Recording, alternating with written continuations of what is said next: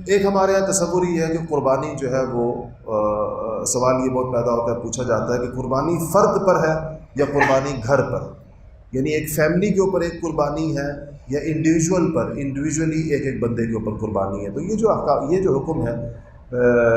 واجب قربانی کا، جس شخص کے اوپر جو عبادت واجب ہوگی وہ اسی نے ادا کرنی ہوگی، اس کا عمومی اصول یہ۔ اس لیے گھر میں جتنے افراد جو صاحب نصاب ہوں گے قربانی کے لیے، ان کے اوپر قربانی واجب ہوگی اور وہ اپنی قربانی خود کریں گے۔ عورتیں جو کماتی نہیں ہیں، جن کا کوئی سورس آف انکم نہیں ہوتا، ان پر بھی قربانی آتی ہے۔ تو یہ چاہے قربانی ہو، چاہے زکوٰۃ ہو، چاہے حج ہو، یہ تین عبادتیں ایسی مالی عبادتیں ہیں جو خواتین کی طرف بھی متوجہ ہیں بوجہ مسلمان ہونے کے، اور ان تینوں میں ہم سے عام طور پر یہ سوال پوچھا جاتا ہے کہ خواتین جو ہیں وہ جب کماتی نہیں ہیں تو وہ حج کیسے کریں گی، اور وہ قربانی کیسے کریں گی، اور وہ زکوٰۃ کیسے دیں گی۔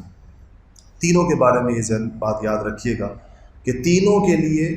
استطاعت، یعنی ایک دو کے لیے نصاب اور حج کے لیے استطاعت شرط ہے۔ وہ یہ حکم اللہ تعالیٰ کا ان کی طرف متوجہ ہی اس وقت ہوتا ہے جب ان کے پاس اتنا مال ہوتا ہے، اتنے مال کی ملکیت اور قبضہ ہوتا ہے جس مال کے اوپر یہ چیزیں آتی ہیں۔ تو یہ اسی مال میں سے جو ان کے پاس موجود ہے، چاہے وہ زیورات کی شکل میں، چاہے وہ پیسوں کی شکل میں، چاہے وہ کسی اور ضرورت سے زائد سامان کی صورت کے اندر ہے، اسی مال میں سے وہ یہ عبادتیں کریں گی، چاہے زکوٰۃ ہو، چاہے قربانی ہو، چاہے حج ہو۔ ہاں، اگر ان کے شوہر یا ان کے باپ یا ان کے بھائی یا کوئی اور شخص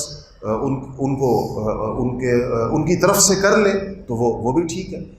ادا ہو جاتی ہے۔ اگر آپ کسی سے کہتے ہیں میں آپ کی زکوٰۃ دینا چاہتا ہوں، وہ کہتے ہیں ٹھیک ہے، تو ہو جاتی ہے، زکوٰۃ بھی دے سکتے ہیں۔ کسی کو آپ حج کے پیسے دے دیں، وہ حج بھی کر سکتا ہے، کسی کی طرف آپ قربانی کریں، لیکن حکم در حقیقت متوجہ اسی فرد کی طرف ہوگا جس نے اس کو کیا ہے۔